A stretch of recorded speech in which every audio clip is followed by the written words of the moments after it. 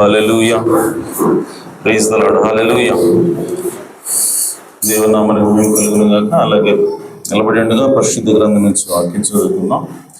మత్తయి సువార్త 25వ అధ్యాయము మొదటి నుండి కొన్ని వచనాలు చదువుకుందాం. మత్తయి సువార్త 25వ అధ్యాయము మొదటి నుండి కొన్ని వచనాలు చదువుకుందాం.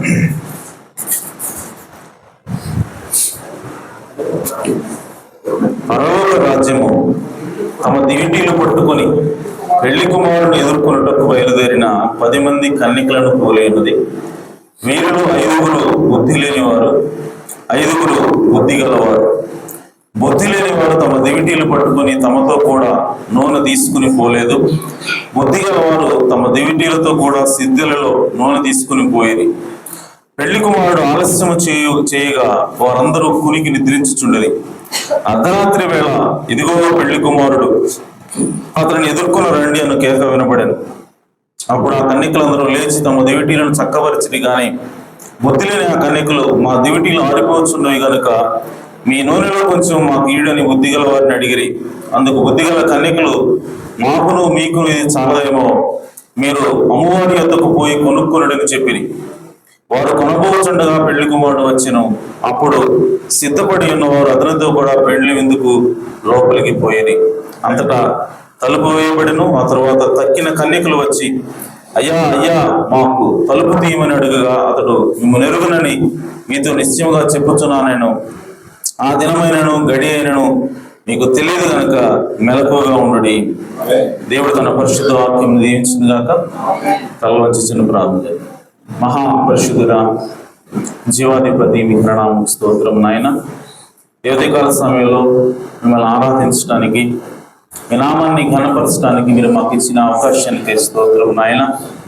ఈ సమయంలో అయా మరి అత్యంత ప్రాముఖ్యమైన సమయము, అదేదో కాదు కానీ మీరే నేరుగా మా హృదయాలతో మాట్లాడే సమయం నాయన. కనుక ఈ సమయాన్ని మీరు తీసుకునండి అయా. ఈ చదువుకున్న వాక్య భాగం నుంచి మీరే మా అందరితో మాట్లాడమని, మమ్మల్ని దీవించమని, ఆశీర్వదించమని ప్రార్థిస్తున్నాను ప్రభువా. మనుష్యుడు ఎంత మాట్లాడిన ప్రయోజనం లేదు, కానీ జీవము కలిగిన దేవా, నీ యొక్క అభిషేకం చేత మీరు మాట్లాడినప్పుడు అవి మా హృదయాలను వెలిగిస్తాయి నాయన, మా జీవితాలను మారుస్తాయి. కనుక మీరు ఈ రంగం మీదకి వచ్చి మా అందరితో మాట్లాడమని, మమ్మల్ని దీవించమని, ఆశీర్వదించమని మా ప్రభువును రక్షకుడునైనా యేసుక్రీస్తు నామములో ప్రార్థించి వేడుకుంటున్నాం పరమ తండ్రి. Amen, amen. కూర్చోవచ్చు.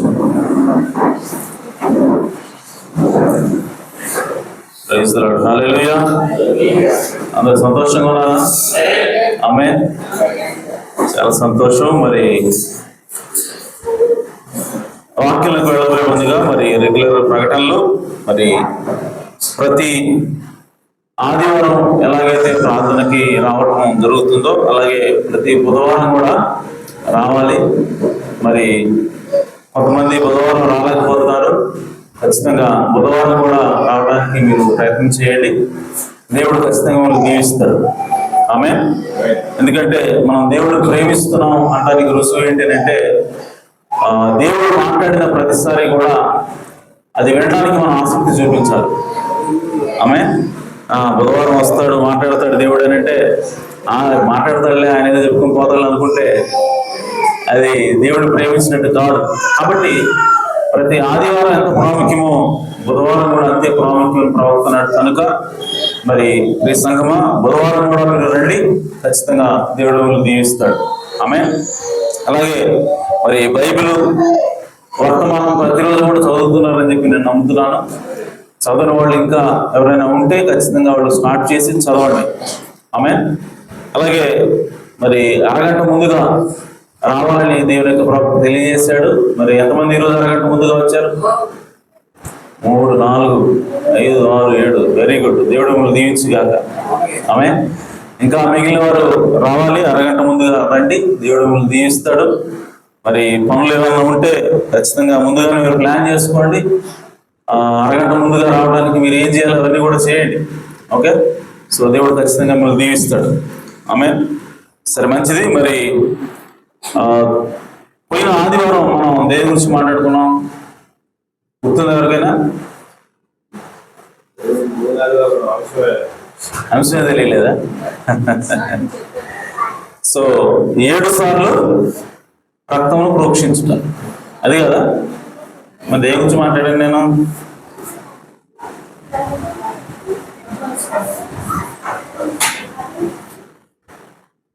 బుధవారం దేని గురించి మాట్లాడాం?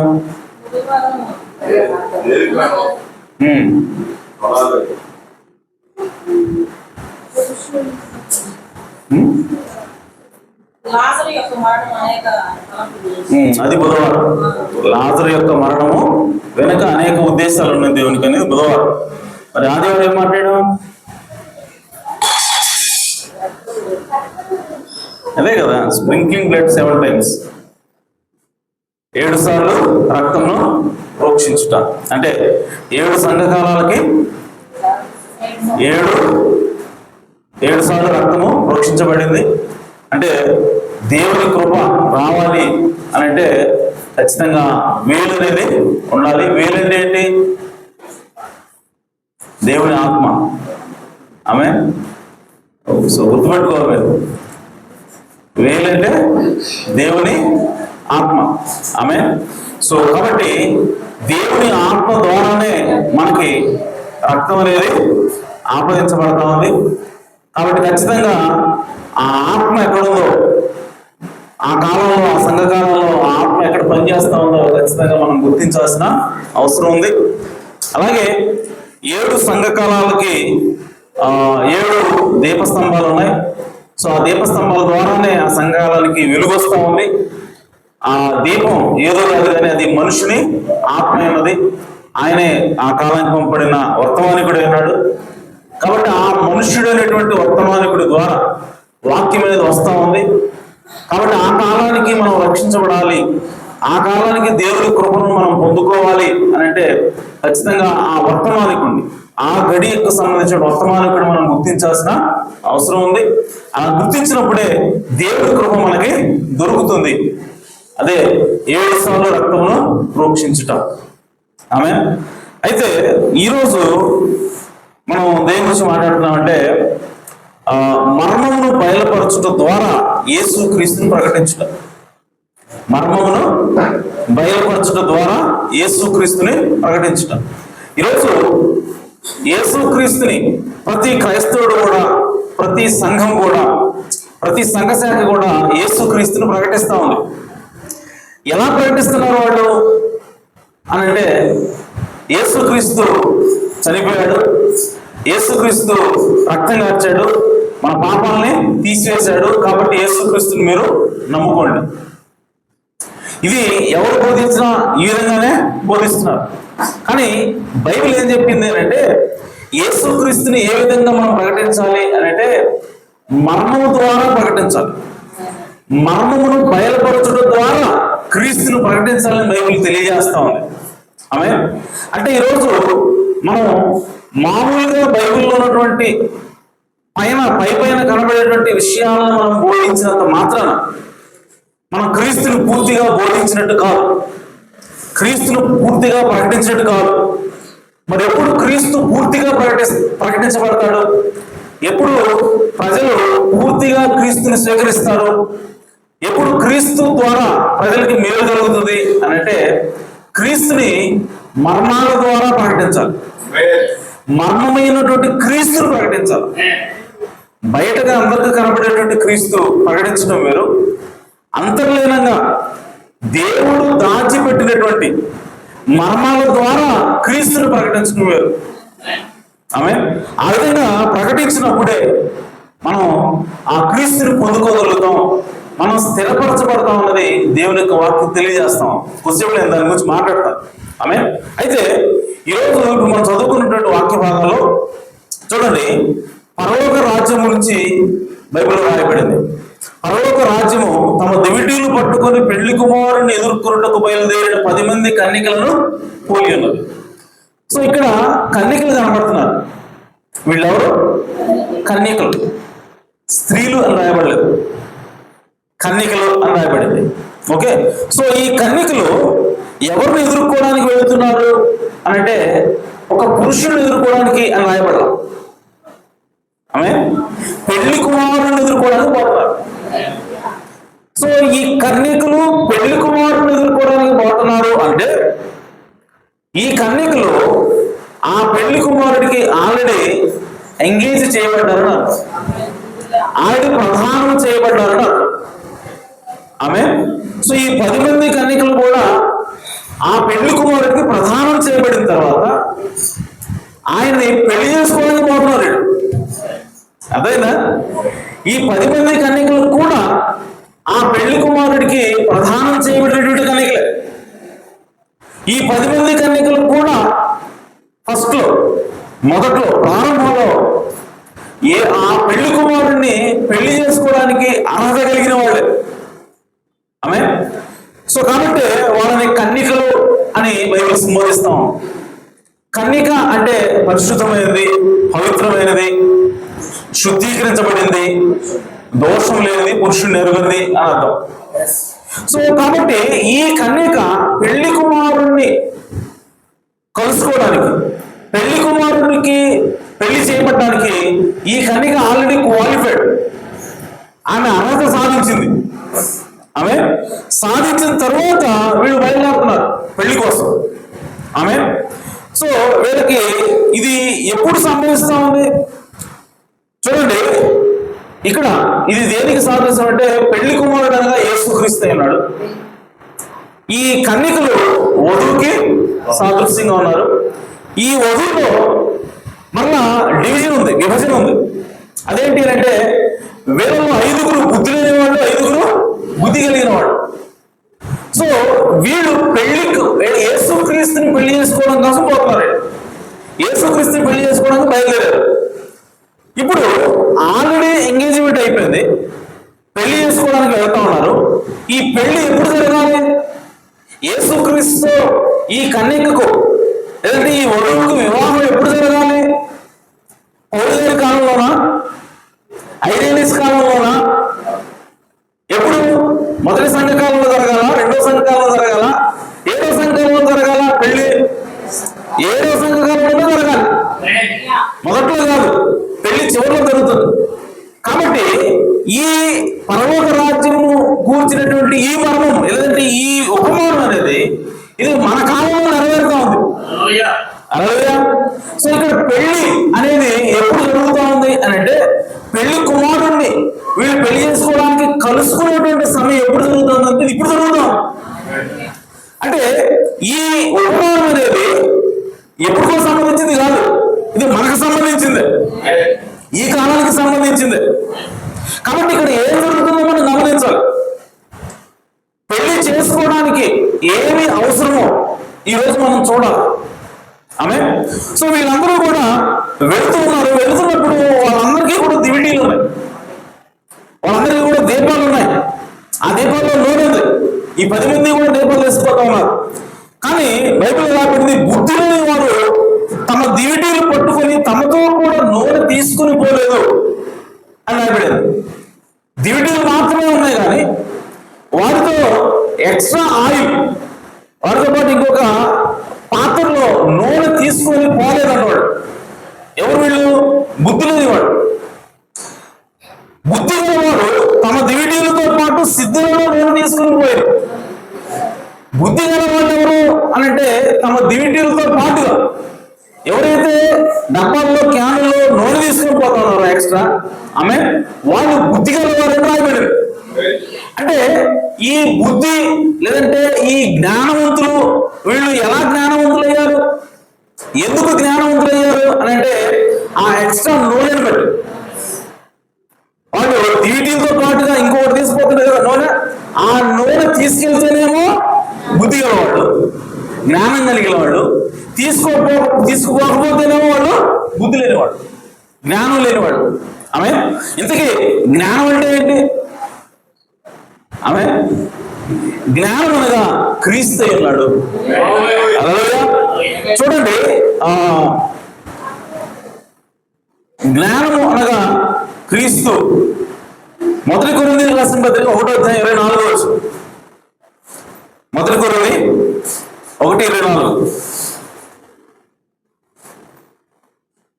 జ్ఞానం ఎవరు అనంటే ఆయన యూదులకు ఆటంకముగాను అన్ని జనులకు వెరితనంగాను ఉన్నాడు కానీ యూదులకేమి గ్రీసు దేశస్థులకేమి పిలువబడిన వారికే క్రీస్తు దేవుని శక్తియును దేవుని జ్ఞానమై ఉన్నాడు.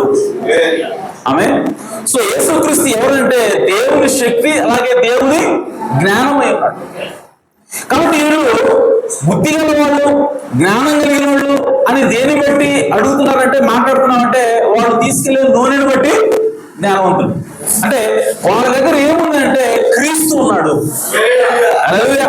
సో ఈ క్రీస్తు ఎలా ఉన్నాడు అని అంటే దివిటీలో క్రీస్తు కాదు, వాళ్ళు ఎక్స్ట్రా తీసుకెళ్తున్నారే అది యేసుక్రీస్తు అన్నాడు. హల్లెలూయా. సో కాబట్టి ప్రియ సంగమా, ఈరోజు మనం పెళ్లి కుమారుడిని కలుసుకుని పెళ్లి చేసుకునే సమయంలో ఉన్నాం. సో ఇప్పుడు మనం పెళ్లి కుమారుడిని పెళ్లి చేసుకోవాలంటే మనకి ఆ నూనె అవసరమైనది. ఆ డబ్బాల్లో ఏదైతే ఎక్స్ట్రా ఆయిల్ తీసుకెళ్తున్నారో ఆ నూనె మనకు ఉంటేనే క్రీస్తుతో మనం వివాహం చేసుకోగలుగుతాం. హల్లెలూయా. అంతేగాని కేవలం దివిటీలే మాకు ఉన్నాయండి, కేవలం మాకు దీపాలే ఉన్నాయండి, ఆమె ఈ దీపాలే ఉన్నాయి కానీ ఎక్స్ట్రా ఆయిల్ మాకు అవసరం లేదంటే నీవు క్రీస్తుని వివాహం చేసుకోలేవు. ఎందుకనంటే ఈ సంగమా మీరు గమనించండి, ఇక్కడ వాళ్ళు ఆ నూనె, ఆ దివిటీలు ఎంతవరకు పనిచేసినాయి అని అంటే కొంత దూరం వరకు పనిచేసింది. ఆమె కొంత దూరం వరకు పనిచేసిన తర్వాత ఇప్పుడు పెళ్లి కుమారుడు ఆలస్యం చేశాడు బైబిల్లో రాయబడింది. ఆమె చూడండి మళ్ళీ మత్తయి సువార్త 25. పెళ్లి కుమారుడు 5వ ఆలస్యం చేయగా వారందరూ కునికి నిద్రించుచుండిరి. ఆమె సో ఇప్పుడు పెళ్లి కుమారుడు వస్తాడని చెప్పి ఈ దివిటీలు పెట్టుకుని అందరూ ఎదురు చూస్తా ఉంటే ఈయన ఆలస్యం చేశాడంట. ఈయన ఎప్పుడైతే ఆలస్యం చేశాడో పెళ్లి కుమారుడు, ఆ దివిటీలన్నీ కూడా ఆరిపోయింది, ఆ నూనెంతో కూడా అయిపోయింది. అయిపోయిన తర్వాత అర్ధరాత్రి వేళ ఇదిగో పెళ్లి కుమారుడు, అతన్ని ఎదుర్కొన్న రెండు కేక వినబడేది. అప్పుడు ఆ కన్యకలు లేచి తమ దివిటీలను చక్కబరిచిరి కానీ బుద్ధి లేని కన్యకలు మా దివిటీలు ఆరిపోతున్నాయి కాబట్టి మాకు నూనె ఇవ్వండి అని చెప్పి వాళ్ళు అప్పుడు నూనె కోసం వెతుకుతాం. కానీ బుద్ధి లేని వాళ్ళు వాళ్ళ దగ్గర నూనె ఉంది కాబట్టి పెళ్లి కుమారుడు ఎప్పుడైతే వచ్చాడో ఆ పెళ్లి కుమారుడిని ఎదుర్కోవడానికి, ఆ పెళ్లి కుమారుని కలుసుకోవడానికి, ఆ పెళ్లి కుమారుడితో పెళ్లి చేసుకోవడానికి వాళ్ళకి ఆ నూనె అవసరమైంది. హల్లెలూయా. సో కాబట్టి ఈరోజు పెళ్లి కుమారుని పెళ్లి చేసుకోవడానికి కావాల్సినటువంటి నూనె ఏమిటంటే దివిటీలో నూనె కాదు. ఆమె దివిటీలో నూనె సరిపోదు, అది ఆరిపోద్ది. కానీ పెళ్లి చేసుకోవడానికి ఏం కావాలి అని అంటే ఆ ఎక్స్ట్రా ఆయిల్ కావాలి. హల్లెలూయా. ఆ ఎక్స్ట్రా ఆయిల్ అది అందరికీ లేదు, కొందరికే ఉంది. ఆమె అది అందరికీ కనబడదు, అది కొందరికే అది దాచబడి ఉంది. కాబట్టి అది ఏమి నూనె అంటే అది మర్మమైనటువంటి నూనె. అయినది. అలాగే అది దాచబడినటువంటి నూనె అయినది. ఆ నూనె ఉంటేనే తప్ప నువ్వు క్రీస్తుని వివాహం చేసుకోలేవు. అలాగే కాబట్టి సంగమా, ఈ రోజు మన అందరం కూడా కన్నికమైన యేసు క్రీస్తుని పెళ్లి చేసుకోవడానికి మనము సిద్ధపడి మనం వెళ్తా ఉన్నాం. కాబట్టి ఈ రోజు మనం వివాహం చేసుకోవాలంటే ఖచ్చితంగా ఆ రెండవ నూనె మనకు అవసరమైనది. అయితే రెండవ నూనె అవసరమైనటువంటి రెండవ నూనె అందరికీ అవసరమే. రెండవ నూనె అవసరం అని ఎప్పుడు తెలుస్తూ ఉంది అని అంటే, ఇక్కడ గమనించండి, పెళ్లి కుమారుడు ఆలస్యం చేశాడంట. పెళ్లి కుమారుడు ఎప్పుడైతే ఆలస్యం చేస్తా ఉన్నాడో, ఇప్పుడు ఆ 10 మందిలో 5గురు డిస్క్వాలిఫై అయ్యారు. 5గురు అర్హత లేకుండా పోయారు. ఫస్ట్ వాళ్ళందరికీ అర్హత ఉంది, వాళ్ళందరికీ కూడా పెళ్లి చేసుకోవడానికి అర్హులే 10 మంది. కానీ ఎప్పుడైతే పెళ్లి కుమారుడు ఆలస్యం చేస్తా ఉన్నాడో, ఇప్పుడు ఆ ఆలస్యం ఏం చేసిందంటే వాళ్ళకి అదొక పరీక్ష. ఆమె ఎప్పుడైతే గుర్తుపెట్టుకోండి, యేసుక్రీస్తు ఆలస్యం చేస్తున్నాడు అని అంటే అది ఒక పరీక్షను తీసుకొని వస్తుంది. ఆమె సమయంలో 7 రోజులు వెయిట్ చేయన్నాడు. 7 రోజులు వెయిట్ చేయి, నేను వచ్చి నీకు ఆ తర్వాత నేను ఏం చేయాలో చెప్తాను అన్నాడు. ఇప్పుడు సౌలు 7 రోజులు వెయిట్ చేశాడు. వెయిట్ చేసి సమయంలో రావడం ఆలస్యం అయ్యేసరికి సమయంలో ఆలస్యం చేశాడంట. చేసిన వెంటనే ఆలస్యం చేసిన తర్వాత ఇప్పుడు సౌలు ఉన్నటువంటి సౌలు 1వ రోజు మంచోళ్ళగా ఉన్నాడు, 2వ రోజు మంచోళ్ళగా ఉన్నాడు. ఎందుకంటే 7 రోజులు వెయిట్ చేయమన్నాడు కదా, ఇంకా 7 రోజుల సమయం కాలేదు కాబట్టి 7వ రోజు కూడా మంచోళ్ళగా ఉన్నాడు. కానీ ఎప్పుడైతే 7 రోజులు దాటి కొంచెం ఆలస్యమైందో, ఇప్పుడు సౌలు ఉన్నటువంటి అసలు క్యారెక్టర్ బయటకు వస్తాం.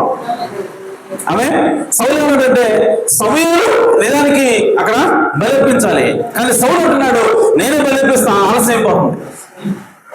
ఆమె సో అప్పటి వరకు వెయిట్ చేసినటువంటి సౌలు, అప్పటి వరకు వేచినటువంటి సౌలు ఎప్పుడైతే ఆలస్యమైందో, ఆమె ఇప్పుడు సౌలు లోపల ఆ ఉన్నటువంటి బలహీనత బయటపడతాం.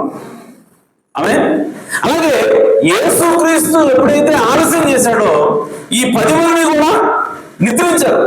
అందులో ప్రియ సంగమా, ఇప్పుడు వాళ్ళని డిస్క్వాలిఫై చేసేది ఏమిటి అని అంటే, ఇప్పుడు వాళ్ళని పరీక్షించడానికి ఆయన ఆలస్యం చేస్తా ఉన్నాడు. అలాగే ప్రియ సంగమా, ఎప్పుడైతే దేవుడు ఆలస్యం చేస్తాడో, ఆమె ఇంకొంతమంది ఇంకొకటి ఉన్నాడు, వాడు ఏం చేస్తా ఉన్నాడంటే తోటి సేవకులని కొట్టడం ప్రారంభించాడు. యజమానుడు ఆలస్యం చేస్తున్నాడని చెడ్డదాసుడు ఏం చేస్తా ఉన్నాడు, తోటి దాసుల్ని కొట్ట మొదలుపెట్టింది. ఆమె అంటే యజమానుడి యొక్క ఆలస్యము ఏం చేస్తుందంటే వాళ్ళ లోపల ఉన్నటువంటి ట్రూ కలర్స్, అసలైనటువంటి స్వభావాన్ని బయటికి తీసుకొస్తా ఉంది. కాబట్టి యేసుక్రీస్తు ఆలస్యం చేస్తున్నాడు అని అంటే ఖచ్చితంగా మనం జాగ్రత్తగా ఉండాలి. ఆమె మనం ఇంకా నమ్మకంగా ఉండాలి. మనం యేసుక్రీస్తు ఇంకా నమ్ముతూనే ఉండాలి. యేసుక్రీస్తు కోసం మనం వెయిట్ చేయాలి తప్ప, ఆమె నీవు గనక ఆ సమయంలో నువ్వు తొందరపడి నీ లోపల ఉన్నటువంటి అసలు క్యారెక్టర్ బయట పెడితే అప్పుడు వెంటనే ఆయన వస్తాడు. వచ్చి ఏం చేశాడు, నీ రాజ్యం తీసేశాడని చెప్పి సౌలుతో చెప్పాడు. వీళ్ళు బయటపడాడు నా చీకట్లు అని చెప్పి ఆ చెడ్డదాసుడికి చెప్పాడు. కాబట్టి యేసుక్రీస్తు ఆలస్యం చేస్తున్నది దేనికోసం అంటే ఈ 10 మందిలో కొంతమందిని ఫిల్టర్ చేయాలని, కొంతమందికి పరీక్ష. ఆమె సో కాబట్టి అలాగే ఈ ఆలస్యం వెనుక ఇంకొక ఉద్దేశం కూడా ఉంది దేవుడికి. అదేంటి అంటే ఎప్పుడైతే ఆ కేక వినబడిందో, ఇదిగో పెళ్లి కుమారుడు అనేటువంటి అర్ధరాత్రి కేక వినబడిందో, ఆ కేక ఏం చేస్తా ఉందనంటే దాచబడినటువంటి ఈ నూనెను బయటకు తీస్తాం. అదే కాబట్టి సంగమా, ఈరోజు ఆ కేక ఏమిటి అని అంటే ప్రవక్త అన్నాడు, అది ఆర్భాటమైనది. ఆమె ఆర్భాటం అనగా వర్తమానమైనది. సో వర్తమానం ఏం చేస్తుందంటే వధువుని సమీకరిస్తుంది, వధువుని సమకూరుస్తుంది. ఆమె సో ప్రవక్త వర్తమానం చెప్తున్నాడు. ఎత్తబడుట అనేటువంటి వర్తమానంలో ప్రవక్త 152వ పరలో మాట్లాడుతున్నాడు. ఇప్పుడు మొదటి విషయం ఏమిటంటే అది శబ్దం, ఒక స్వరం, ఒక కేక, ఆ తర్వాత ఒక స్వరం, ఆ పైన ఒక బోర, 3 ఉన్నాయి ఇక్కడ. కేక, స్వరము, బోర. కేక, స్వరము, బోర. కేకని తెలుగులో ఆర్భాటము అని తర్జుమా చేశారు. కేక అన్నా ఆర్భాటం అన్నా రెండు ఒకటే. సో ఇప్పుడు కేక ప్రజలను సిద్ధం చేసే ఒక దూత వర్తమానమైనది. అలాగే సో షౌట్, ఆర్భాటం అంటే ఏంటంటే అది వర్తమానమైనది, ప్రజలను సిద్ధం చేయడానికి వచ్చేటువంటి వర్తమానమైనది. ఇదిగో పెళ్లి కుమారుడు అయినటువంటి కేక ఇప్పుడు ఏం చేస్తా ఉందనంటే అది ఒక వర్తమానం. ఆ వర్తమానము పెళ్లి కుమార్తెను సిద్ధం చేస్తాం. ఆమె సో ఆ కేక ఏమిటంటే ఈ కడే వర్తమానమైనది. ఇదిగో పెళ్లి కుమారుడు వస్తున్నాడు అనేటువంటి ఆ కేక వర్తమానం ద్వారా ఇప్పుడు మనం ఏం చేస్తున్నాం అంటే పెళ్లి కుమారుడి కోసం సిద్ధపడతా ఉన్నాం. అలాగే ఈ వర్తమానం ఏం చేస్తా ఉందంటే పెళ్లి కుమారుడిని సిద్ధం చేస్తాం. ఈ వర్తమానము పెళ్లి కుమారుడిని ఎదుర్కోవడానికి పెళ్లి కుమార్తెను సిద్ధం చేస్తా ఉన్నది. ఆమె ఆ తర్వాత ఏమొస్తుందంటే స్వరము, ప్రధాన దూత యొక్క శబ్దము లేదంటే ప్రధాన దూత యొక్క స్వరము, వాయిస్ ఆఫ్ ద ఆర్కేంజల్. ఆమె సో అదే తీసుకొస్తానంటే పునరుద్ధానాన్ని తీసుకొస్తాను ప్రవక్తన్నాడు. ఆమె ఫస్ట్ కేక ఆర్భాటమేమో వధువుని సిద్ధపరిచేటువంటి వర్తమానం అయితే ఆ తర్వాత ప్రధాన దూత శబ్దం ఏం చేస్తానంటే అది వధువుని తిరిగి పునరుద్ధరింపజేస్తుంది, పునరుద్ధానాన్ని తీసుకొస్తుంది, చనిపోయిన వాళ్ళని తీసుకుని వస్తుంది. ఆ తర్వాత దేవుని బోర ఏం చేస్తానంటే వీళ్ళందరినీ కూడా ఎత్తపాటు చేసి ఆమె పరలోకం ఆ మధ్యాకాశంలో వాళ్ళందరూ కూడా ఒక చోటకి సమకూరుస్తుంది. ఎందుకంటే ప్రవక్తన్నాడు బోర అనేది ఎప్పుడు కూడా ఇశ్రాయేలుని ఒక చోటకి సమకూరుస్తుంది అన్నాడు ఆయన. సో బోర ఊపుతారు, దాని అర్థం ఏంటంటే మనందరం సమావేశం అవ్వాలి అని ఇశ్రాయేలుకి అర్థమవుతుంది. ఆమె అలాగే దేవుని బోర కూడా మనందరినీ కూడా దేవుని బోర కంటే ముందు పునరుద్ధానము, ఆ తర్వాత రెప్పపాటులో మనం మార్పు చెందుతాం. ఎత్తపాటు జరిగిన తర్వాత ఈ బోర ఏం చేస్తారంటే మనల్ని ఆ పెళ్లి ముందు దగ్గర మనందరినీ కూడా సమావేశపరుస్తుంది. అలాగే సో కాబట్టి సంగమా ఇప్పుడు ఆ అర్ధరాత్రి కేక అది ఈ గడి వర్తమానికుడి యొక్క వర్తమానమైనది. ఆ వర్తమానం మనల్ని ఏం చేస్తా ఉందంటే మనల్ని పెళ్లి కుమారుడు ఎదుర్కోవడానికి మనల్ని సిద్ధం చేస్తా ఉన్నది. అలాగే సో సిద్ధం చేసేటప్పుడు ఆ వర్తమానం మనకి ఏమిస్తా ఉంది అని అంటే ఈ రెండో నూనెను చూపిస్తాం. ఈ రెండో నూనె మనకి ఇస్తా ఉంది. ఎందుకంటే పెళ్లి కుమారుడు నువ్వు ఎదుర్కోవాలి అని అంటే నీకు ఖచ్చితంగా ఆ నూనె అవసరమైనది. ఎందుకంటే దీవిటీలన్నీ కూడా ఆరిపోయాయి. సో కాబట్టి ఇప్పుడు ఆ దీవిటీలు వెలిగించాలి అంటే ఆ నూనె అవసరమైనది. ఆ సీక్రెట్ అనాయింటింగ్, ఆ రెండవ అభిషేకం ఏదైతే ఉందో ఆ నూనె నీకు అవసరమైనది. ఆమేన్.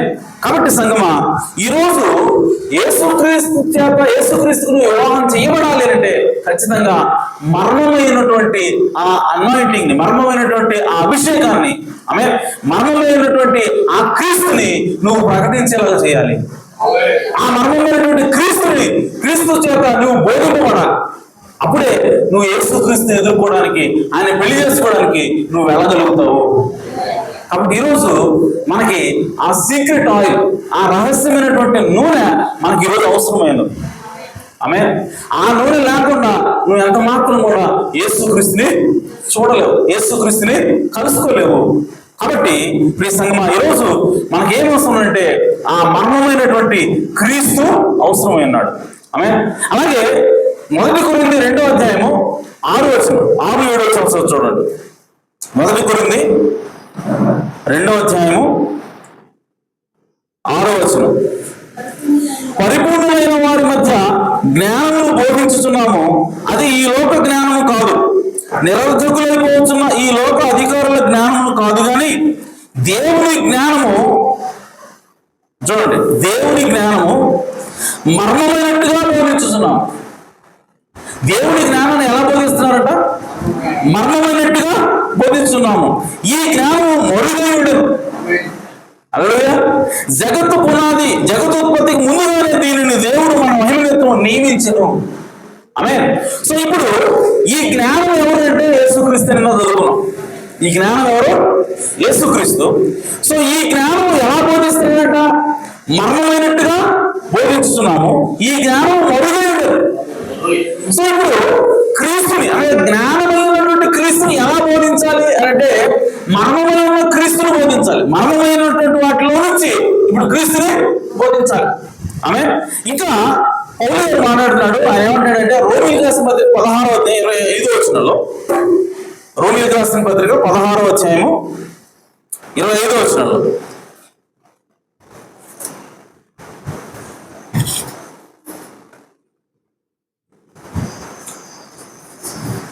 ఇక్కడ నుంచి నా టైటిల్ తీసుకున్నాను. ఓకే, సమస్తమైన అన్ని జనులు విశ్వాసములకు విజయమున్నట్లు అనాది నుండి రహస్యముగా ఉంచబడి, ఎప్పటి నుంచి? అనాది నుండి రహస్యముగా ఉంచబడి ఇప్పుడు ప్రత్యక్షపరచబడిన మర్మము నిత్య దేవుని ఆజ్ఞ ప్రకారము ప్రవక్తల లేఖనము ద్వారా వారికి తెలుపబడినవి. ఇప్పుడు ఒకప్పుడు మర్మంగా ఉంది, ఇప్పుడు దాన్ని దేవుడు బయలుపరిచాడు. ఈ మర్మమును అనుసరించి ఉన్న, చూడండి, ఈ మర్మమును అనుసరించి ఉన్న నా సువార్త ప్రకారముగాను యేసుక్రీస్తును గురించిన ప్రకటన ప్రకారముగాను మిమ్మును స్థిరపరచుటకు శక్తిమంతుడును అద్వితీయ జ్ఞానవంతుడైన దేవునికి యేసుక్రీస్తు ద్వారా నిరంతర మహిమ కలుగును గాక. ఇక్కడ మనం గమనించాల్సిన అంశం ఏంటంటే ఈ మర్మమును అనుసరించి నా సువార్త ప్రకారము అంటాడే. పౌలు ఏమంటాడే, నా సువార్త ఎలా చేశాను అని అంటే, అలాగే యేసుక్రీస్తును గురించిన ప్రకటన నేను ఎలా చేశాను అని అంటే ఈ మర్మమును అనుసరించి చేశాను. దేవుడు ఒకదాన్ని దాచిపెట్టాడు, ఆ దాచిపెట్టిన దాన్ని దేవుడు బయలుపరుస్తా ఉన్నాడు. ఆ బయలుపరచబడినటువంటి మర్మం ద్వారా ఇప్పుడు నా సువార్తను ప్రకటిస్తా ఉన్నాను. ఆ బయలుపరచబడినటువంటి మర్మం ద్వారా ఇప్పుడు నేను క్రీస్తుని ప్రకటిస్తా ఉన్నా. అలాగే చూడండి, పౌలు గారు మొత్తం చాలా ఎన్ని పత్రికలు రాశాడు? 16, 17, మొత్తం 20 పుస్తకాలు. ఆయన 14 పత్రికలు రాశాడు. ఈ 14 పత్రికలను కూడా ఎక్కడి నుంచి తీసుకున్నాడు ఆయన? ఎక్కడ తీశాడంటే పాత నిబంధనల నుంచి తీశాడు ఆయన.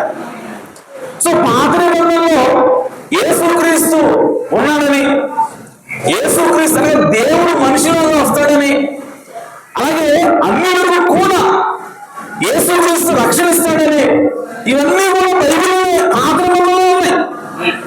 హల్లెలూయా.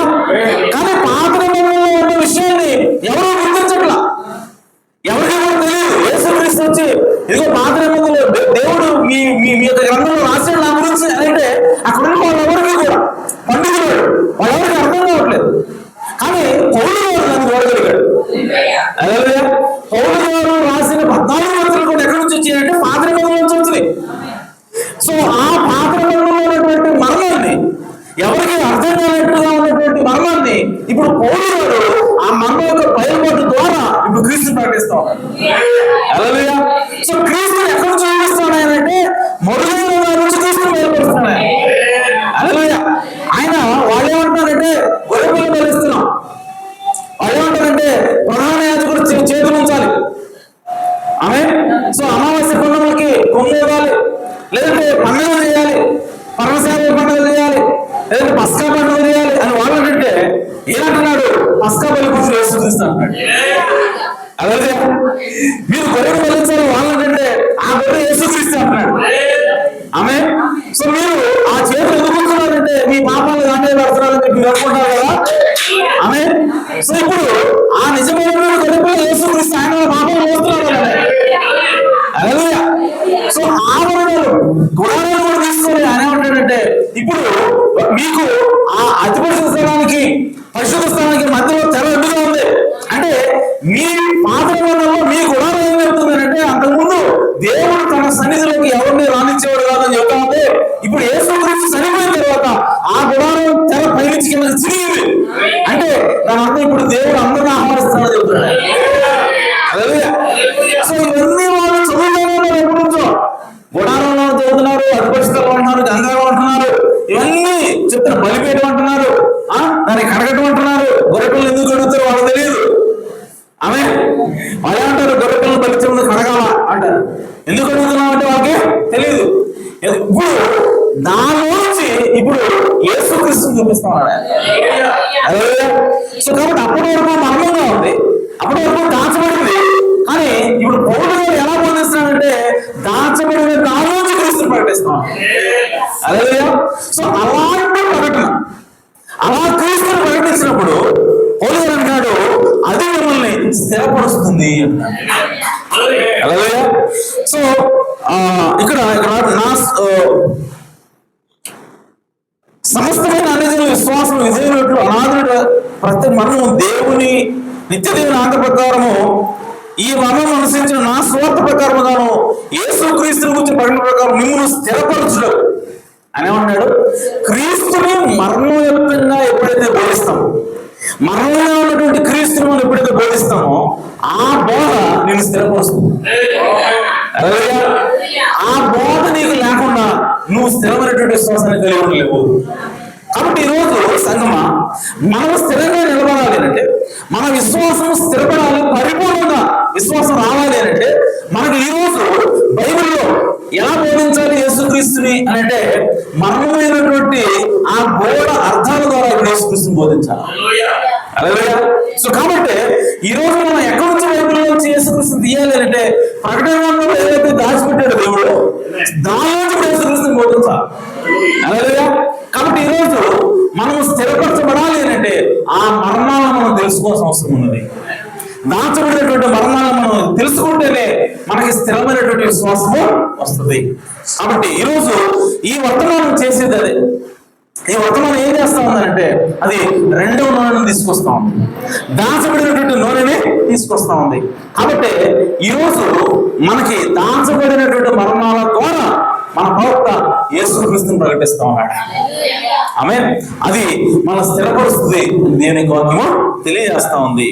కాబట్టి ప్రియ సంగమా ఆ మర్మాలను చూడటానికి మనకి ప్రత్యక్ష అవసరమైనది. ఆమేన్. ఈరోజు చాలా మంది గుడ్డివారుగా ఉన్నారు, ఈరోజు చూడలేనటువంటి స్థితిలో ఉన్నారు. ఇంకా దేవుని వాక్యం రాబడింది ప్రకటన 9:12 అక్కడ ఏముంటుందంటే యేసుక్రీస్తుకి గొప్ప పేరు ఇవ్వబడింది. యేసుక్రీస్తు ఈ భూమి మీద ఉన్నాడు, ఉన్నప్పుడు ఆయన యేసుక్రీస్తు అని ఆయనకి పేరు ఇవ్వబడింది. ఆయన చనిపోయి తిరిగి లేచి ఆరోహణ వెళ్ళిపోయిన తర్వాత ఆయనకు ఒక కొత్త పేరు ఇవ్వబడింది. అది ఆయనకు మాత్రమే తెలుస్తుంది అని అంటున్నాడు. బైబిల్లో రాయబడింది అన్నమాట.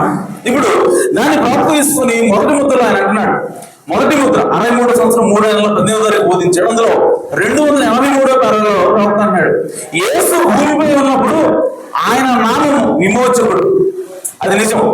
కానీ ఆయన మరణాన్ని మరియు నరకాన్ని జయించి వాటిపై విజయం సాధించి పరలోకానికి ఆరోహణమైనప్పుడు ఆయనకు ఒక కొత్త పేరు పొందాడు. ఆమేన్. అందుకే వారు ఎలా అరుస్తున్నా వారికి ఏమీ దొరకదు. అంటే ఈరోజు యేసుక్రీస్తు నుండి ఏదైనా మనం పొందుకోవాలి, యేసుక్రీస్తు నుంచి మనం రక్షణ పొందుకోవాలి, యేసుక్రీస్తు నుంచి మనం విశ్వాసం పొందుకోవాలి అనంటే ఈరోజు మనము యేసుక్రీస్తుకి ఏదైతే కొత్త పేరు ఇవ్వబడిందో ఆ పేరును బట్టి పిలిస్తేనే మనం ఆయన నుంచి ఏదైనా పొందుకోగలదు. ఆమె ఈ భూమి మీద ఉన్నప్పుడు ఆయన ప్రభువా యేసుక్రీస్తు ప్రభువా లేదంటే విమోచకుడు అంటే ఆయన మనకి ఇచ్చేవాడు. కానీ ఇప్పుడు ప్రవక్త అన్నాడు ఆయనకి కొత్త పేరు ఇవ్వబడింది. ఇప్పుడు ఆయనకి ఒక కొత్త పేరుతో ఉన్నాడు. ఆ కొత్త పేరు ఏంటో నువ్వు తెలుసుకుంటేనే ఆమె ఇప్పుడు ఆయన యాక్సెస్ చేయగలవు, ఆయన నువ్వు పొందుకోగలవు, ఆయన నువ్వు అందుకోగలవు.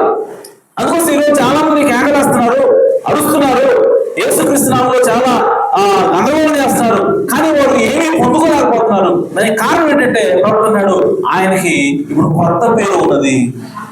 ఆ కొత్త పేరు నువ్వు తెలుసుకుంటేనే ఇప్పుడు ఆయన నుంచి నువ్వు ఏదైనా పొందగలవు. మరి కొత్త పేరు ఎలా తెలుసుకోవాలి అంటే ప్రవక్త అన్నాడు అది ఉరుములో బయలుపడుతుంది. ఆమె ఉరుములున్నాయా బైబిల్లో? ప్రకటనలో 7 ఉరుములు ఉరిగినప్పుడు వాటికి రాయబోతుండగా వాటికి ముద్ర వేయి. సో ఈ కొత్త పేరు యేసుక్రీస్తుకి ఇవ్వబడినటువంటి ఈ కొత్త పేరు నీకు తెలియాలి అంటే నీకు అది ముద్రలో బయలుపడుతుంది, ఆ ఉరుములో బయలుపడుతుంది. ఆ ఉరుములు దేని ద్వారా బయలుపడుతున్నాయి అంటే ముద్ర ద్వారా అది బయలుపడుతున్నాం. ఆమె.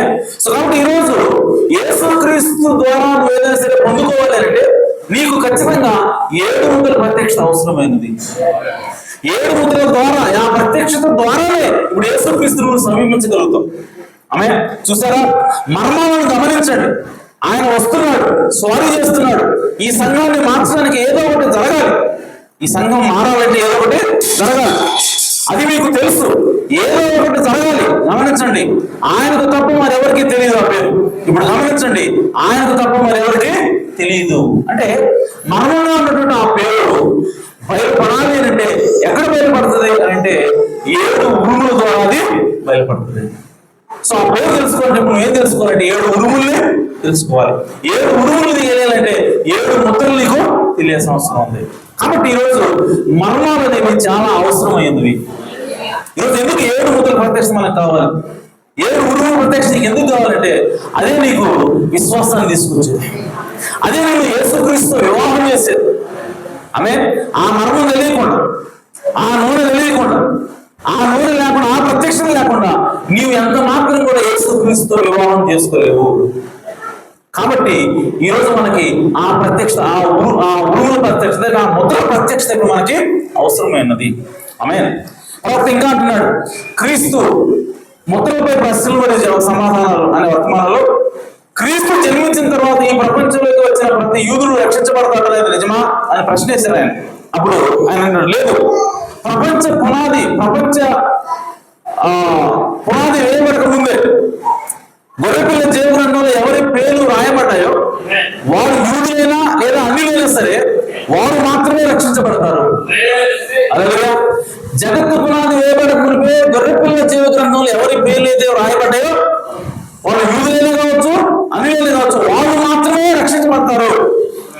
చూసారా? అంతే, గ్రంథం ఆ మర్మాన్ని కలిగి ఉంది. చూడండి, పేరు తెలియటం అంటే అర్థం ఏంటో చెప్తున్నాడు ప్రవక్త. పేరు తెలియటం అంటే అర్థం ఏంటో చెప్తున్నాడు. చూడండి, ఆ గ్రంథం ఆ మర్మాన్ని కలిగి ఉంది. ఆ గొర్రెపిల్ల జీవగ్రంథం మర్మం ఉంది, అందులో మర్మం ఉంది. మరియు ఆ గ్రంథం ఇప్పుడు దానిని బయలుపరుస్తోంది, ఆ మర్మం అనేది బయలుపరుస్తూ ఉంది. అంటే ప్రతి ఒక్కరి పేరును కాదు, గ్రంథంలో పేర్లు ఉన్నాయి. ఇప్పుడు ఆ గ్రంథం మర్మాన్ని బయలుపరుస్తుంది అంటున్నాడు ప్రవక్త. అంటూ మళ్ళీ ఏమంటాడంటే దాని అర్థం ఒక్కొక్క పేరు చదవటం కాదు అంటాడు. అందులో ఏ పేర్లు రాబట్టే ఈ చదవటం కాదు అంటున్నాడు ఆయన. మరేంటి? కానీ ఆ పేర్లను పిలుస్తున్నప్పుడు గ్రంథం యొక్క మర్మం ఏమిటో అది బయలుపరుస్తుంది. అలాగే సో గ్రంథం యొక్క మర్మాన్ని ఎప్పుడైతే అది బయలుపరుస్తుందో అదే పేరు బయలుపడటం అంటే. అలాగే చివరికి మీరు ఇది అర్థం చేసుకున్నారా, ఇది మీకు అర్థమైందా అన్నాడు ప్రవక్త. చూడండి, ఇంకా నేను ఎక్స్ప్లెయిన్ చేస్తాను. ప్రవక్త గ్రంథం ఏమని చెప్పదు. ఇప్పుడు ఈ సంఘకాలంలో లీవేల్ రక్షించబడతాడు, లేదా సహోదరుడు నెవిల్, లేదా మరెవరో అని లేదు అక్కడ. ఆమె ఆ గ్రంథంలో పేర్లు ఇదిగో పలానా యోహాను ఈ కాలంలో రక్షించబడతాడు, పలానా ఇశ్రాయేలు గారు ఈ కాలంలో రక్షించబడతాడని అట్ట పేర్లు చెప్పడం ఆ గ్రంథం. అది కాదు మర్మం ఓపెన్ అవడం అంటే. ఆ గ్రంథం యొక్క మర్మం ఓపెన్ అవడం అంటే పేర్లు చెప్పడం కాదు, అందులో ఉన్నటువంటి పేర్లు చెప్పడం కాదు. మరి ఏమిటి అన్నట్టు ఏంటంటే ఇది కేవలం ఆ మర్మాన్ని చూపుతుంది. అందులో ఏదైతే మర్మం ఉందో ఆ గ్రంథంలో ముద్రలు వేయబడి ఉన్నాయి కదా, ఆ ముద్రలో ఉన్నటువంటి మర్మాన్ని అది చూపించినప్పుడు ఆమె ఆ విషయం ఏమిటో ఆ మర్మాన్ని బయలుపరుస్తుంది. కానీ మనము విశ్వాసం ద్వారా వారిని నమ్ముతాం. నేను వేరే రాత్రి చెప్పింది అదే. అంటే ఇప్పుడు ప్రవక్త ఏమన్నాడంటే పేరును బయలుపరచడం అంటే పేరు ఆ గ్రంథంలో రాయబడింది. ఇప్పుడు ఆ పేరు నువ్వు తెలుసుకోవడం అంటే అర్థం ఏంటి? ఎవరెవరి పేర్లు అందులో ఉన్నాయో ఇప్పుడు ఎక్కడ తెలుస్తుంది? దాన్ని విప్పితే తెలుస్తుంది. ఇప్పుడు ఎప్పుడంటే ఏంటి అంటే ప్రవక్త పేర్లు చదివినా అంటాడు. మరి ఎప్పుడంటే ఏంటి అంటే ఆ గ్రంథంలో ఉన్నటువంటి మర్మం ఏమిటో ఆ మర్మాన్ని బయలుపరిచినప్పుడు ఆ మర్మం నీకు అర్థమైతే, అలాగే ఆ మర్మాన్ని నువ్వు నమ్మితే అప్పుడు నీ పేరు అందులో. అలాగే సో మర్మము బయలుపరచబడినప్పుడు అది నువ్వు విశ్వాసం ద్వారా నమ్మితే అది ప్రత్యక్ష ద్వారా నీకు అర్థమైందంటే అందులో నీ పేరు అని అర్థం. అలాగే అదే పేరు బయటపెట్టడం అంటే, అదే మర్మాన్ని బయటపెట్టడం అంటే, అదే ముద్రలో ఎప్పుడు అంటే. అలాగే సో కాబట్టి ఆ గొర్రెపిల్ల జీవగ్రంథంలో పేరు బయటికి రావటం, నీ పేరు ఉందో నువ్వు తెలుసుకోవాలి అని అంటే ఇప్పుడు ఆ ముద్రలో విప్పినప్పుడు ఆ ముద్రలో ఉన్నటువంటి మర్మాన్ని నువ్వు విశ్వాసం ద్వారా నమ్మినప్పుడు అప్పుడు దాని అర్థం ఏంటంటే నువ్వు నీ పేరు అందులో ఉందన్నాడు.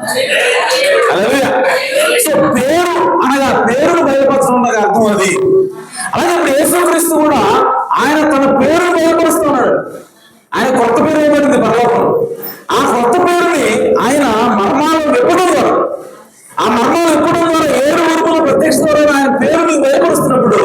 ఆ మర్మాలు నీకు అర్థమవుతుంది అంటే యేసుక్రీస్తు పేరు నీకు తెలిసినట్టే. హల్లెలూయా. కాబట్టి ఆ పేరు తెలిస్తేనే నీకు రక్షణ, అనగా ఆ మర్మం అర్థమైతేనే నీకు రక్షణ. ఆ మర్మం అర్థం కాకపోతే అందులో నీ పేరు లేదండి. ఆమె. కాబట్టి ఈరోజు యేసుక్రీస్తును వివాహం చేసుకోవాలంటే ఆ మర్మం ఏంటో నువ్వు గ్రహించాలి, ఆ మర్మాన్ని నువ్వు నమ్మాలి. ఆయన ఎప్పుడు కాదు విప్రపడిగా అర్థం కావాలి, విప్రపడిగా నమ్మగలగాలి. అప్పుడు నీ పేరు ఆ గ్రంథంలో ఉన్నది. ఆమేన్. సో కాబట్టి సంగమా, ఈరోజు మనకి ఖచ్చితంగా ఆ మర్మం ఏమిటో మనకి అర్థం కావాలి. హల్లెలూయా. సో ప్రవక్త ఇంకా అంటున్నాడు, ఆ మర్మాన్ని చూడలేని వారు కొంతమంది ఉన్నారు. ప్రవక్త అన్నాడు, లౌకిక సంఘకాలం అని వర్తమానంలో 189 పర్లు అన్నాడు. అలాగే వారు గుడ్డివారు. ఈరోజు లౌకిక సంఘకాలం గుడ్డిది అంటున్నాం కదా, అది రాయబడి ఉంది కదా, అది గుడ్డిది దిగంబరి. ఆమె అంటే ఈ సంఘకాలంలో ఉన్నటువంటి ప్రజలు గుడ్డివారు దిగంబరులు అని బైబిల్లో రాయబడింది. దాని గురించి ప్రవక్త ఎక్స్ప్లెయిన్ చేస్తూ ఆయన ఏమంటాడంటే, అలాగే వారు గుడ్డివారు. ఇప్పుడు ఆ స్థితి చాలా చెడ్డది. ఈ క్రైస్తవులు గుడ్డివారు అని నేను అనుకోవడం లేదు. వారు గుడ్డివారు బైబిల్ చెప్తుంది.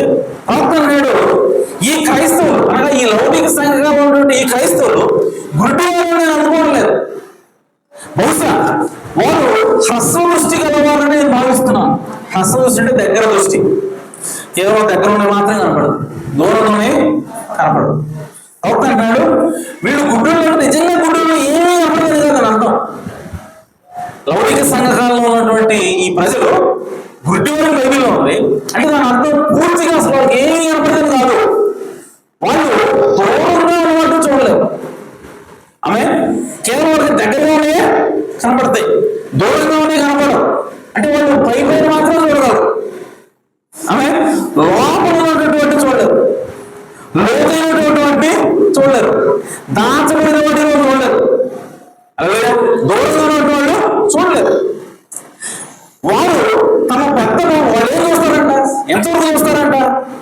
ఏడు సంఘాలలో లౌకిక సంఘాలలో వాళ్ళు ఎంతవరకు చూస్తారంటే, వారు తమ పెద్ద భవనాలు మాత్రమే చూడగలరు, వారు తమ పెద్ద సంఘాన్ని మాత్రమే చూడగలరు, వారు అన్నీ ఉన్న చక్కని పాటలు పాడే గుంపులు మాత్రమే చూడగలరు, వారు పెద్ద నిలువుటంగీలు మరియు ఇతర వస్తువులు మాత్రమే చూడగలరు.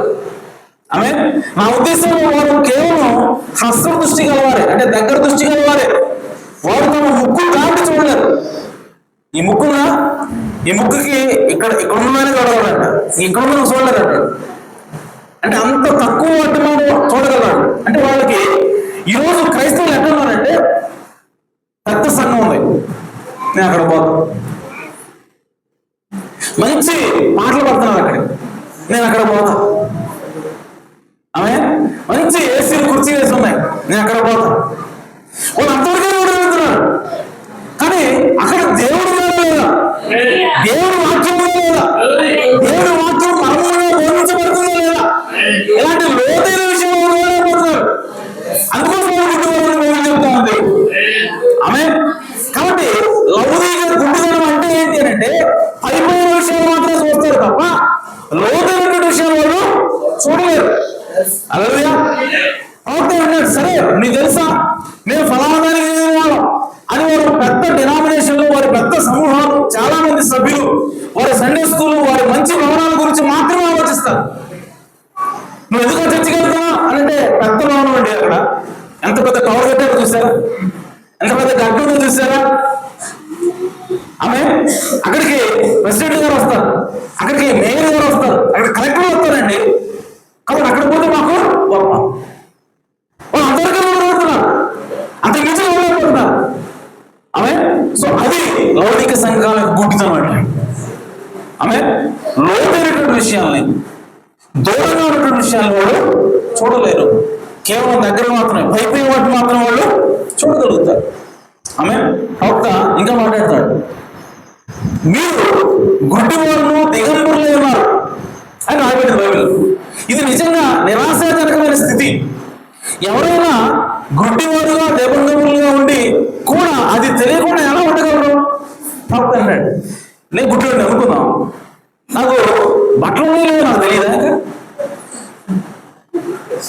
జాగ్రత్త చేసుకోండి, నేను అసలు ఏం కనపడదండి. ఓకే, నాకు బట్టలు ఉన్నాయా లేవా కూడా తెలియదు. నాకు తెలుస్తుంది కదా, చదువుకుంటే ఆటోమేటిక్గా తెలుస్తుంది నా బట్టలు ఉన్నాయా లేవా. కానీ బైబిల్ ఏం చెబుతుంది? వారు గుడ్డి వారు ఉండి దిగంబరులు ఉన్నారు, ఆ విషయం ఎరుగుతున్నారు అని చెప్తాం. ఆమె దాని విషయం ప్రవక్త అంటాడు. అంటే ఈ గుడ్డిదనము భౌతిక సంబంధమైన గుడ్డిదనం కాదు అంటాడు ఆయన. ఆమె సో లౌకిక సంఘకాలం యొక్క గుడ్డిదనము భౌతిక సంబంధమైనది కాదు.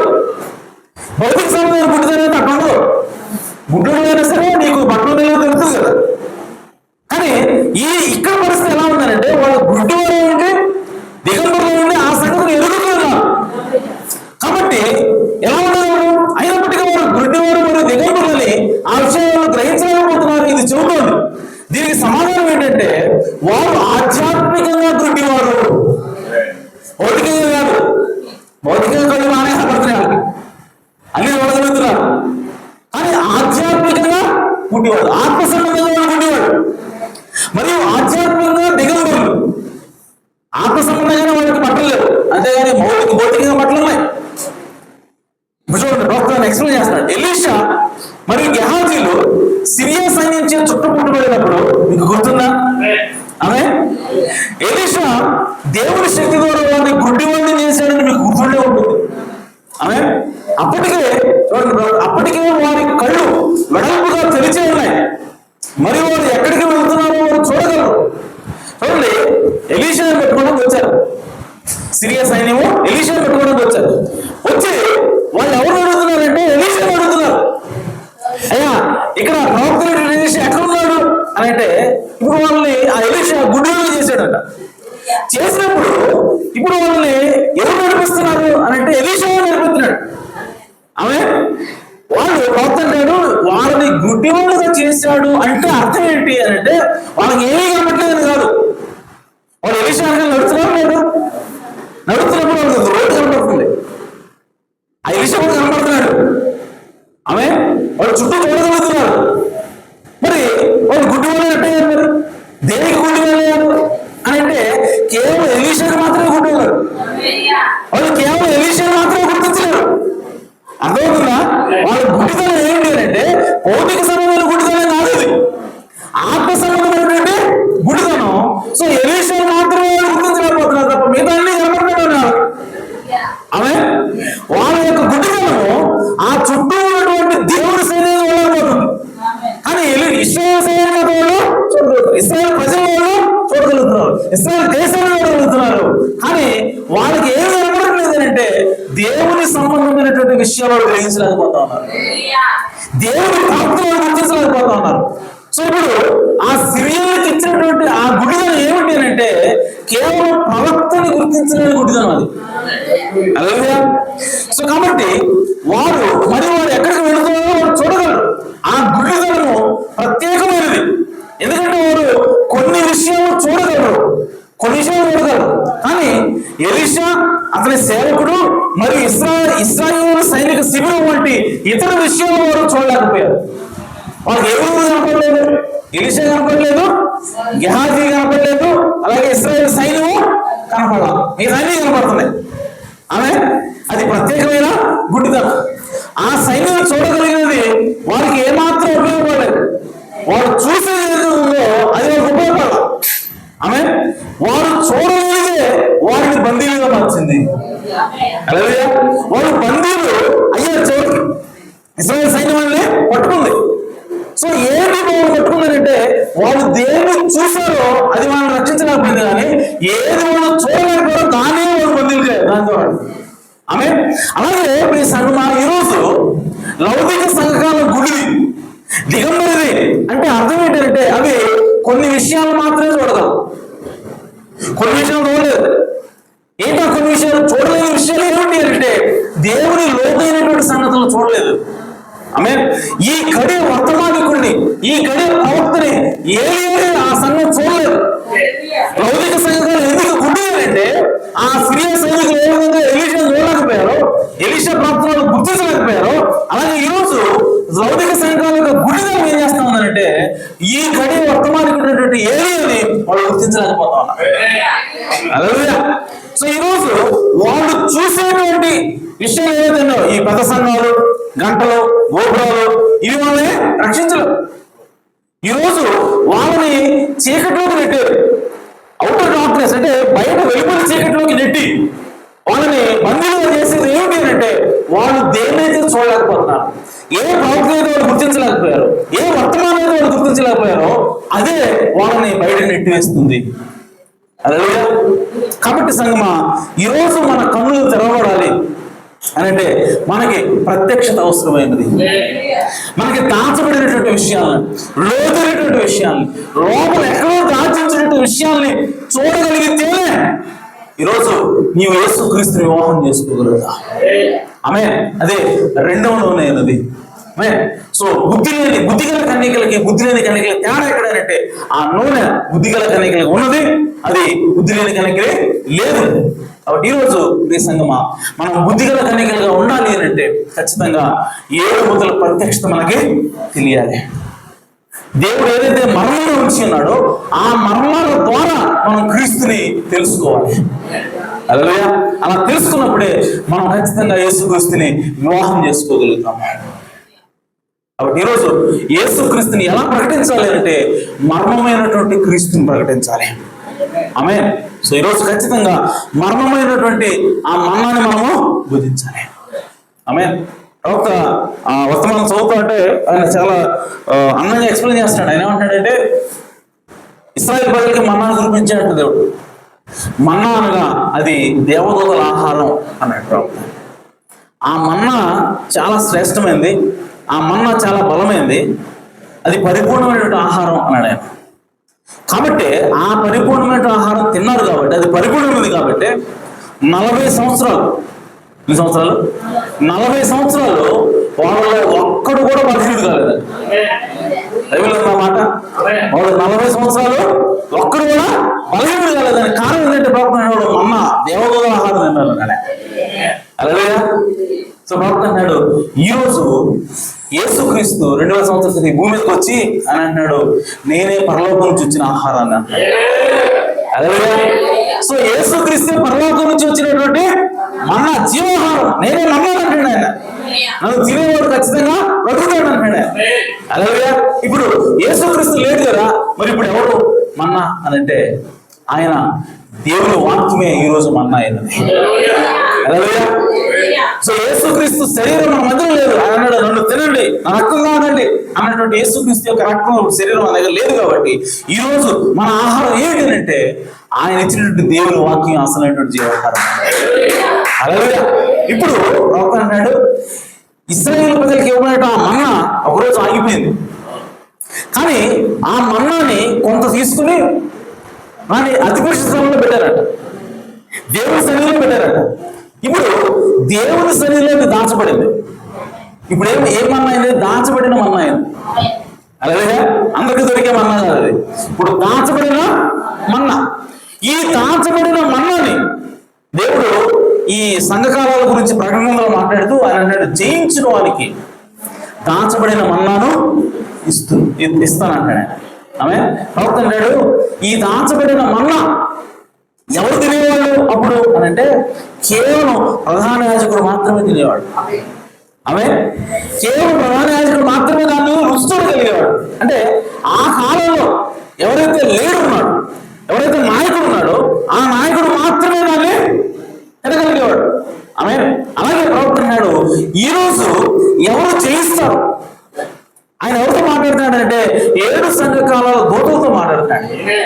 ఆ దూతలతో చెప్తున్నాడు ఆయన ఈరోజు మీరు ఎవరైతే చేయిస్తాడో వాడికి మరుగైన మన్నాను విషయపడుతుంది.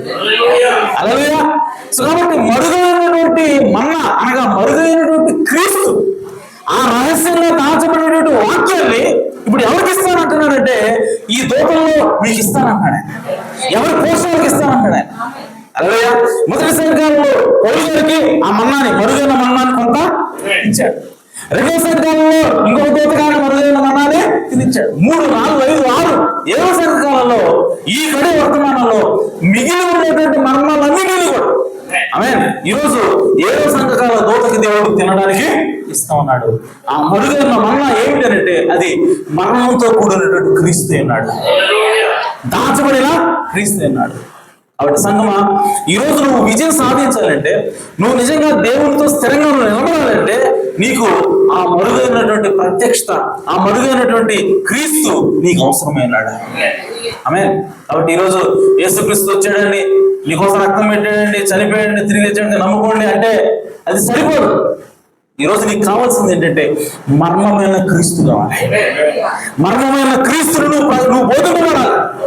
అప్పుడే నీకు స్థిరమైనటువంటి విశ్వాసం వస్తుంది. అందుకోసం ప్రవర్తన అక్కడ ఏదో జరగాలి సంఘానికి, అక్కడ సంఘానికి ఏదో కావాలి. అది ఎలా వస్తుంది? ఆ ఎత్తబడే విశ్వాసం ఎలా వస్తుంది? ఆ మార్పు, శరీరం మార్పు చెందిన విశ్వాసం ఎప్పుడు వస్తుంది? ఎలా వస్తుంది అంటే మరుగైనటువంటి క్రీస్తును ప్రకటించబడితేనే వస్తుంది.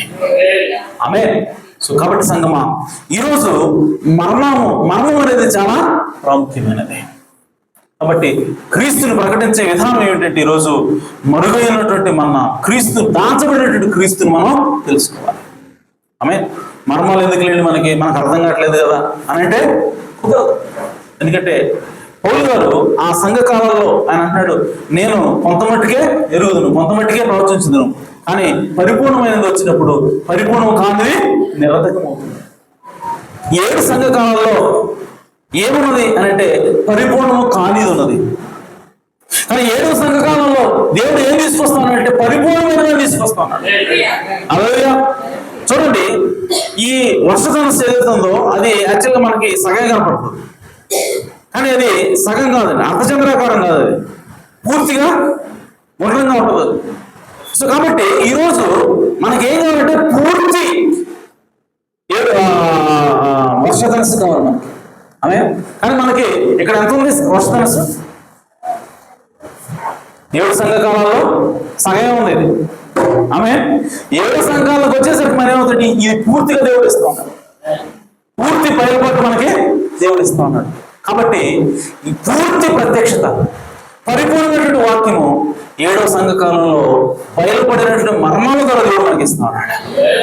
కాబట్టి ఈరోజు పరిపూర్ణమైనటువంటి వాక్యము, నీకు పరిపూర్ణమైనటువంటి విశ్వాసం, నీ శరీరం మార్పు చెందిన విశ్వాసం నీకు రావాలి అంటే ఈ 7 ముద్దల ప్రత్యక్షత నీకు తెలియాలి. దాచబడినటువంటి క్రీస్తును నువ్వు బోధింపబడాలి. అప్పుడే నీకు పరిపూర్ణమైనటువంటి విశ్వాసం వస్తుంది, స్థిరమైనటువంటి విశ్వాసం వస్తుంది. అది నేను ఎత్తబడేలాగా చేస్తుంది. కాబట్టి ఈ మర్మాలు తేలిగ్గా తీసిపడేయద్దు. ఇవి మనకు అవసరమైనవి. యేసుక్రీస్తుని మనం నేర్చుకోవాల్సింది మర్మాల ద్వారానే. ఎందుకంటే పౌలు గారు బోధించిన విధానం ఇంకెవరు బోధించలేదండి. పౌలు గారు బోధించిన విధానం చాలా ఎఫెక్టివ్. చూడండి, యోహాను ఏమంటాడంటే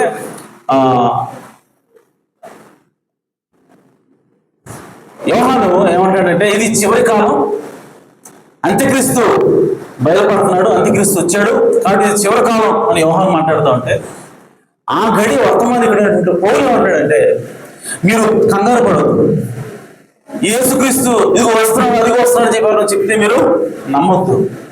ఆమేన్. ఆయన అంటాడు మొదట భ్రష్టత్వం సంభవించాలి. ఆయన ఏమంటాడు? మొదట భ్రష్టత్వం సంభవించాలి అంటే మొదట ఇప్పుడున్నటువంటి విశ్వాసం ఏదైతే ఉందో సంఘానికి, మొదటి సంఘాలలో ఆ విశ్వాసం పడిపోవాలి. ఆమేన్. పడిపోయిన తరువాత ఈ అంత్యక్రీస్తు బయలుపరచబడాలి. అటు తర్వాత యేసుక్రీస్తు వస్తాడని చెప్పాడు. హల్లెలూయా. కానీ యోహాను ఆ విషయం అర్థం కాలేదు. ఎందుకంటే యోహాను ఆ గడి వర్తమానికుడు కాదు, ఆ గడి వర్తమానికుడు పౌలు కాదు. కాబట్టి ఆయన దాన్ని క్లియర్ చేశాడు. అందరూ టెన్షన్ పడుతున్నారు యోహాను చెప్పిన మాటలను బట్టి. అమ్మ అంత్యక్రీస్తు వచ్చేసాడంటే ఇంకా యేసుక్రీస్తు వచ్చేసినట్టే, ఇంక యేసుక్రీస్తు రాకడే ఉంది, రేపు వస్తాడని చెప్పంటే పౌలు గారు అంటాడు ఆ మాట తీసుకుని, మీరు కంగారు పడదు, మీరు భయపడదు, మీరు ఎవరైనా సరే యేసుక్రీస్తు ఇదిగో ఇక్కడ వచ్చాడు అక్కడ వచ్చాడంటే మీరు నమ్మొద్దు. ఎందుకంటే ఇదిగో ఇది జరగాల్సి ఉంది. ఫస్ట్ సంఘం విశ్వాసం నుంచి పడిపోవాలి, పడిపోయిన తర్వాత వాడు బయలుపడాలి, అప్పుడే యేసుక్రీస్తు వస్తాడు అని చెప్పాడు. ఆమేన్. కాబట్టి సంఘమా, ఈరోజు మర్మంగా ఉన్నటువంటి విషయాల్ని బయలుపరిచేటువంటి పరిచయం ఎవరికి ఇస్తున్నాడు దేవుడు అంటే, దేవుడి కుడి చేతిలో ఉన్నటువంటి 7 నక్షత్రాలకు దేవుడు ఇస్తాడు.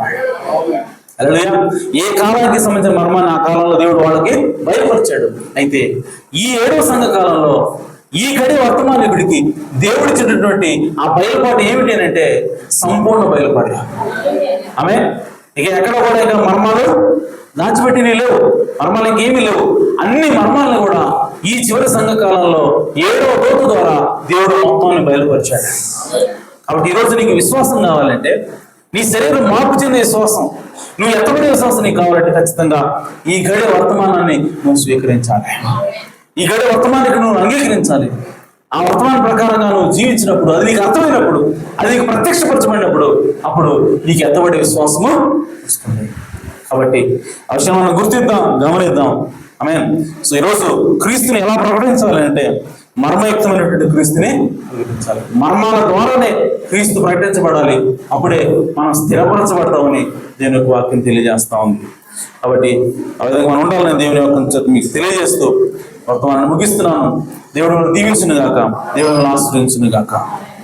మరి లేచి నిలబడదాం, తల వంచుదాం, కళ్ళు మూసుకుందాం, ప్రార్థన చేద్దాం. ఒక్క నిమిషం దేవునికి. ఎవరు కూడా కళ్ళు తెరవద్దు, కళ్ళు పోయండి. హల్లెలూయా, హల్లెలూయా, హల్లెలూయా. జీవము కలిగిన దేవా, మీకు నామమునకు స్తోత్రం నాయన. ఇదిగో తండ్రి, ఈ ఉదయకాల సమయంలో మర్మమైన క్రీస్తుని ప్రకటించడం ద్వారా అయా మేము స్థిరపరచబడతామని, అయా స్థిరమైనటువంటి విశ్వాసాన్ని మేము పొందుకుంటామని అయా మాకు తేటగా మాకు తెలియజేసావు నాయన. ఈరోజు 7 రోజుల ప్రత్యక్షత, దాచబడినటువంటి మర్మముల యొక్క ఆవశ్యకత ఏమిటో నాయన మాకు తేటగా తెలియపరిచావు ప్రభువా, మీకు స్తోత్రం నాయన. ఇదిగో తండ్రి, లౌకిక సంఘకాలం అది గురుడిది, దిగంబరిది అని వ్రాయబడినప్పుడు, ఇదిగో గురుడిది అంటే పూర్తిగా ఏమీ కనబడని గురుడిది కాదు, కానీ ఇదిగో కేవలం పైపైన విషయాలు మాత్రమే చూడగలిగేది. లోతైనటువంటి విషయాలని లౌకిక సంఘకాలం గుర్తించలేదు. అలాగే ఈ గడి వర్తమానికుడిని ఆ లౌకిక సంఘకాలం గుర్తించలేదని మాతో మాట్లాడావు తండ్రి. అయా మీకు స్తోత్రం ఆయన. నిజంగా ఈ గడి వర్తమానం యొక్క ఆయా ప్రత్యక్షతను మాకు దయచేసినందుకే స్తోత్రం ఆయన. ఈ గడి వర్తమానాన్ని మేము గుర్తించడానికి అయా మాకు సహాయం చేసినందుకే స్తోత్రం నా తండ్రి. అయా ఆ ప్రత్యక్షత మాకు లేకపోతే అయా మేము గుడ్డివారిగా ఉండేవారు, అయా మేము దేవుళ్ళని గుర్తించలేకపోయేవారు. అయ్యా ఇదిగో నా తండ్రి, మాకు ఆ ప్రత్యక్షం దయచేసినందుకే స్తోత్రం ఆయన. అయా మీ వాక్య వస్త్రం మాకు ఇచ్చినందుకే స్తోత్రం నా తండ్రి. అయ్యా ఇదిగో అయ్యా పెళ్లి కుమారుడు ఎదుర్కోవడానికి వెళ్ళినటువంటి ఆ 10 మంది కన్నికల్లో 5గురు బుద్ధి లేని వారు, 5గురు బుద్ధి గలవారని. ఎందుకంటే బుద్ధి గలవారు ఆ నూనె సిద్ధంలో నూనె తీసుకుని పోయారని చెప్పావు తండ్రి. అలాగే ఈరోజు మాకు ఆ నూనెను మాకు ఇచ్చినందుకే స్తోత్రం నాయన. అయ్యా యేసు క్రీస్తు నిజంగా దేవుని యొక్క జ్ఞానమే ఉన్నాడని మాతో మాట్లాడావు ప్రభు.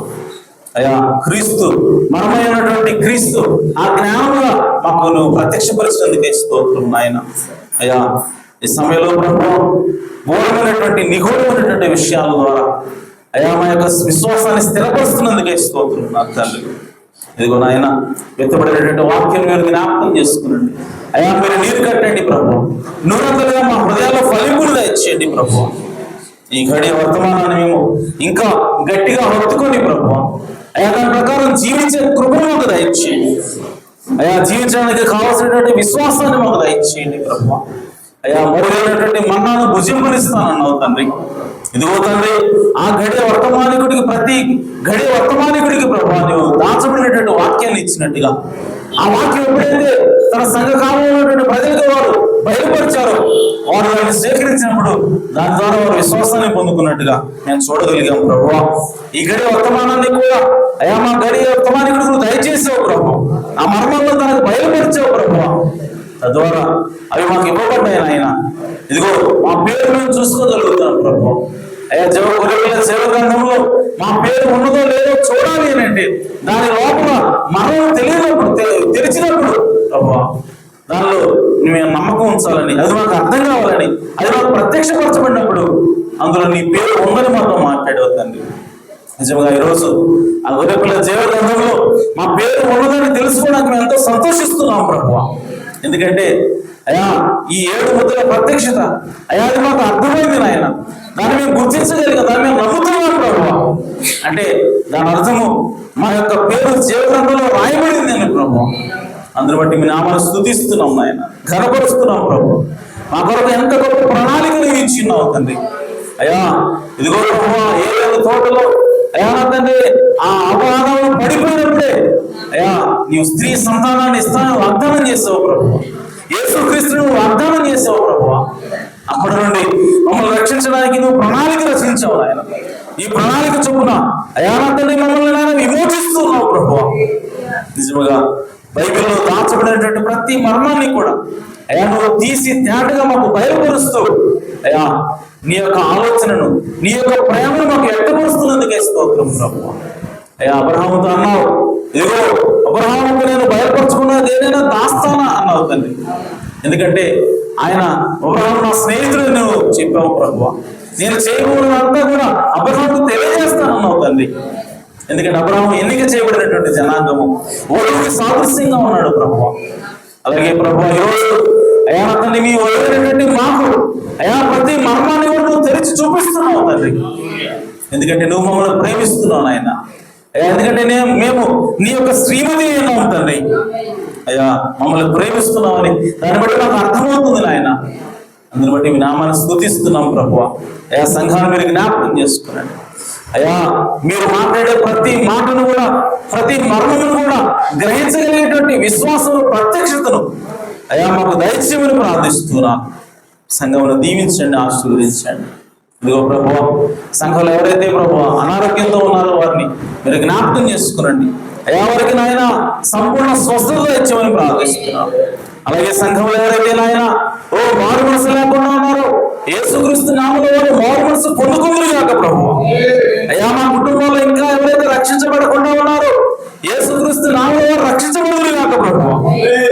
ఆ విధంగా అయ్యా మా కుటుంబాల పట్ల మీ కృపను చూపమని ప్రార్థిస్తున్నాను. అలాగే తండ్రి ఎవరైతే నాయన వెనక్కి వెళ్ళిపోయినారో అయ్యా నా తండ్రి మీ సన్నిధికి వారిని తోడుకున్నామని ప్రార్థిస్తున్నాను. తండ్రి లోకంలో మునిగిపోకుండా, లోకంలో కలిసిపోకుండా ప్రభావాన్ని మరలా మీరు ఆకర్షించమని ప్రార్థిస్తున్నాను తండ్రి. అయ్యా వారు మా సహోదరులు అయినారు తండ్రి.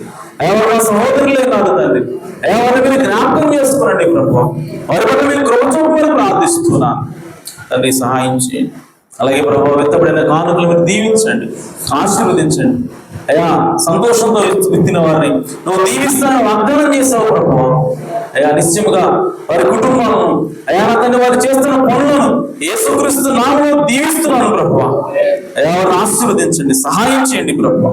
నీ కృప తోడుగా వచ్చి నడిపించమని అయ్యా సహాయం చేయండి. మరొక మారు ప్రభు విత్తబడిన వాక్యమును మా అందరి హృదయాల్లో నీరు కట్టండి, నూరంతలుగా ఫలింపును దయచేయమని.